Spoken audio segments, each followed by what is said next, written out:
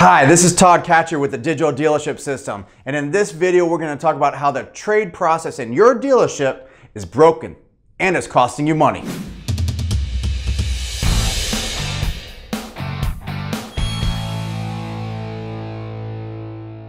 For this example, let's go ahead and say that I'm a customer. I have a trade-in. I walk into your store and this is how the process normally works.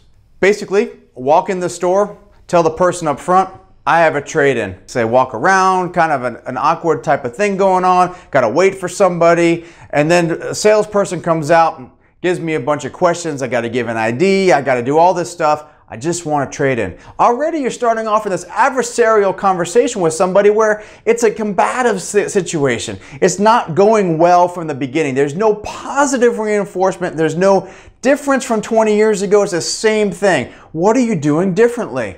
So now I talk to the guy and he gets all my information. I hesitantly give him my driver's license, which I just need to know how much my car's worth. Why do I need to give you all this information? The salesperson goes ahead and calls on somebody, the used car manager. Well, the used car manager comes over and grabs my keys. I don't know the guy. He grabs my keys and goes in my car and says, I'll be back. You know what happens? A half hour, 45 minutes, an hour goes by. I just want to know how much my car is worth. I could have done this at home and had a better experience sitting in my PJs. Except this guy comes back and he says, this is what your car's worth. I said, how'd you come up with that number? And he says, well, this is what we'll give you. Again, it's that adversarial conversation. All right, well, I'm not interested. Well, if you buy a new car, and now they're talking about what if I did this and what if I did that. I just want to know the evaluation of my car. See, if that person had a good experience, do you think that maybe they would buy something from you? Or maybe they are buying something from you and the trade process is so broken, they don't want to buy from you anymore. So then now they just wasted more time. So here's a solution for you. Imagine walking into a dealership and when somebody comes in asking to get a value on their car, or maybe you're working a deal elsewhere and they say, hey, go over to this kiosk and get a trade value right there.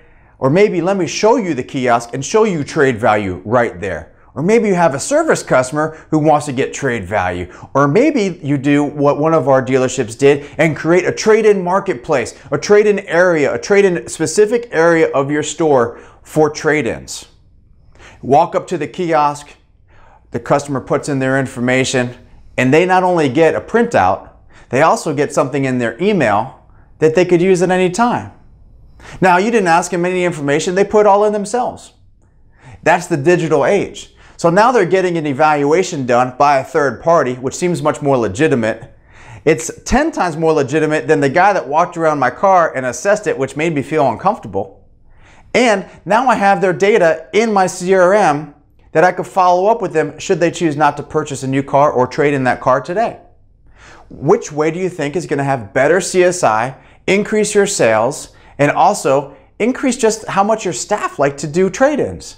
They just walk somebody over to a kiosk. So we have a store up in Chicago that went ahead and created a trade-in center.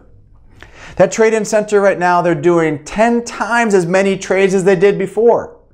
Every lead's captured, they're closing more deals, everybody's walking away happy.